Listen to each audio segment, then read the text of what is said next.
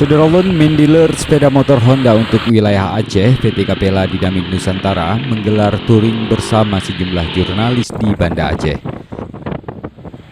Para jurnalis diajak merasakan sensasi berkendara dengan skutik penjelajah jalanan di berbagai medan menggunakan Honda EDV 150 dan Honda PCX.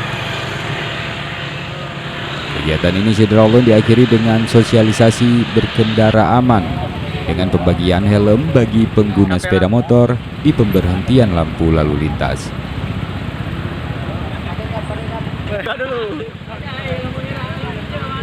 Customer Care Section Head PT Capella Dynamic Nusantara, Khairunisa menyebut, touring kali ini adalah bagian dari silaturahmi PT Capella Dynamic Nusantara bersama pewarta, khususnya di Banda Aceh. Kebetulan hari ini adalah Hari Pers Nasional, jadi selain kita mengundang teman-teman jurnalis untuk menyampaikan informasi safety riding, kita juga mengajak mereka untuk ya sedikit gathering lah. Kemudian kita mencoba mensosialisasikan cari aman kepada konsumen-konsumen yang ada di Banda Aceh dengan cara kita bagi-bagi helm di lampu merah.